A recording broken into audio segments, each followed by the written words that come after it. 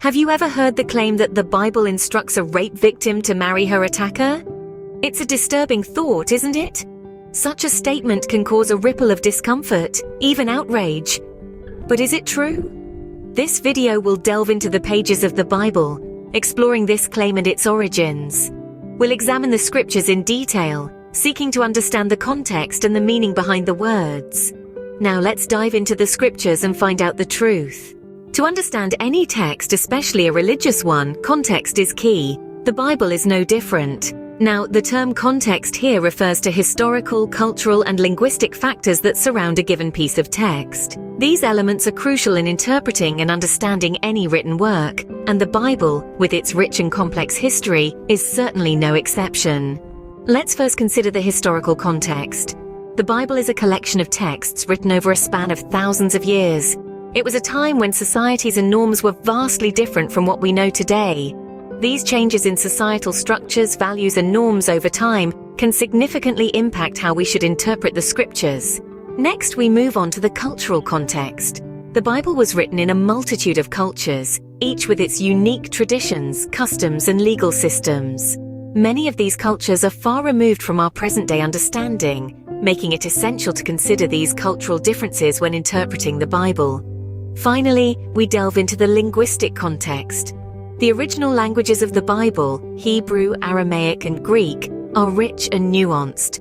Translations often struggle to capture these subtleties, and meanings can get lost or distorted. It's important to remember that the English versions we read today are translations, and not the original text. For instance, the word love in English is used to express a range of feelings, from affection for a pet to deep romantic passion. But in the New Testament, written in Greek, there are 4 different words for love, each signifying a different kind of affection. When we read love in English, we might miss the specific type of love being referred to in the original text. Understanding these 3 contexts, historical, cultural, and linguistic, helps us to interpret the Bible more accurately.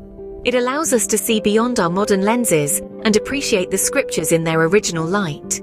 With that understanding, we're ready to examine the specific scripture that's often misunderstood. The scripture in question is Deuteronomy 22:28-29. At a superficial glance, it might seem to support the claim, but let's look closer.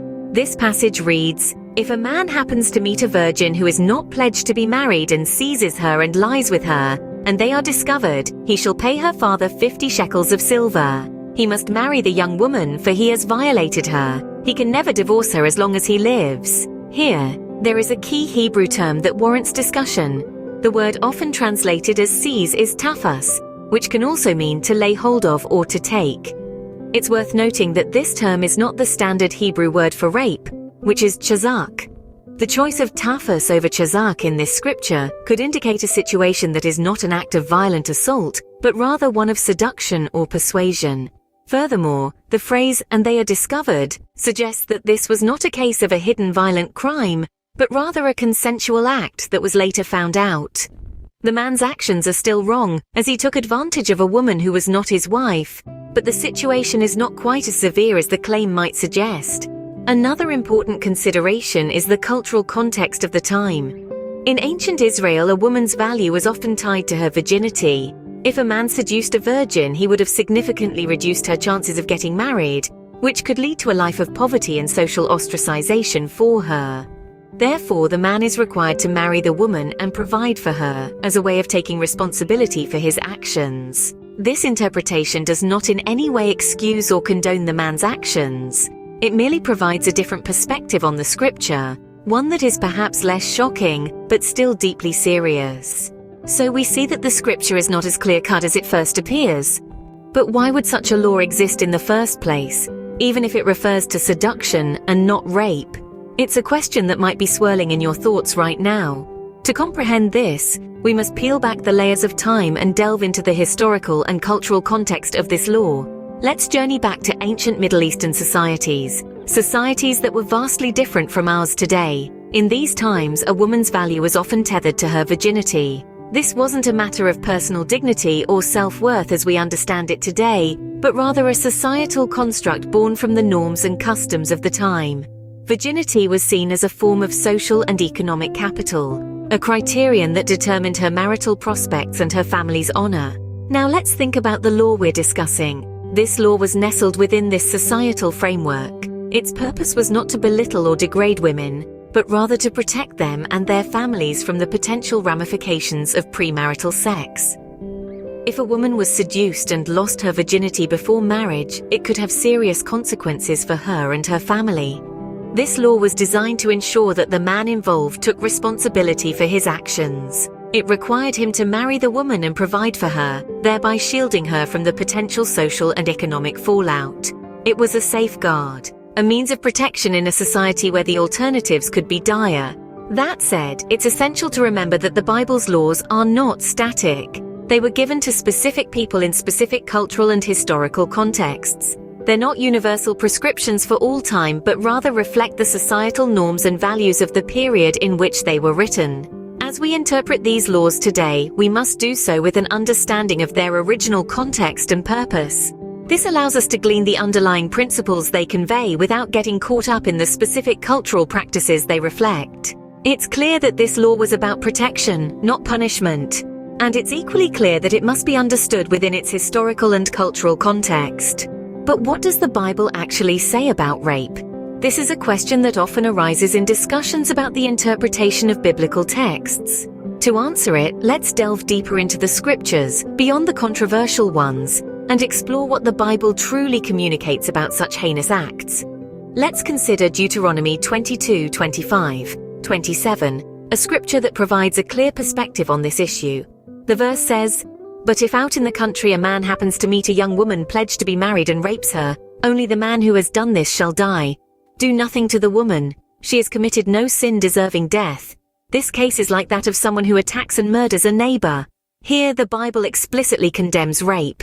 It not only lays out a severe punishment for the perpetrator, but also exonerates the victim, recognizing her innocence. This scripture underscores the gravity of the crime of rape, equating it to murder, and therefore cannot be taken lightly. The Bible consistently upholds the dignity and value of all people, irrespective of their gender, race, or economic status, and it certainly does not support the violation of an individual's rights or dignity through acts of violence or coercion. In fact, the scriptures often emphasize the importance of love, respect, and kindness towards one another. Furthermore, the Bible calls for justice, and it's important to remember that justice, according to biblical principles, is not about punishment but about restoration. It's about restoring dignity, honor, and well-being to those who have been wronged. And forcing a victim to marry her attacker is far from any notion of justice or restoration. In conclusion, the Bible's perspective on rape is clear and unequivocal. It condemns the act as a grave sin and calls for justice for the victim. It upholds the dignity and value of every person and calls us to do the same. So we can confidently say that the Bible does not condone rape, let alone require a rape victim to marry her attacker. Today, we've journeyed together through a contentious topic, yet we've emerged with a clearer understanding. It all began by emphasizing the importance of context in interpreting the Bible. It's crucial to remember that the Bible is a product of its time, and to fully grasp its messages, we must place ourselves in the shoes of the original audience, understanding their culture and circumstances. We then focused on the actual meaning of a specific scripture, Deuteronomy 22, verses 28 to 29. It's worth noting that the original Hebrew text uses the term tafas, which implies a situation of seduction rather than violent assault. This understanding drastically changes the interpretation of the passage. We also discussed the purpose of the law in biblical times. The aim was not to punish victims, but rather to ensure that women, who were economically dependent on men in those times, were provided for. It's a reflection of societal norms of that era, not divine endorsement of heinous acts. Lastly, we explored the Bible's view on rape, which is clearly condemned throughout the scriptures. The Bible advocates for love, respect, and kindness towards all, leaving no room for such abhorrent acts. The claim that the Bible instructs a rape victim to marry her attacker is a misunderstanding of the text and is simply not true.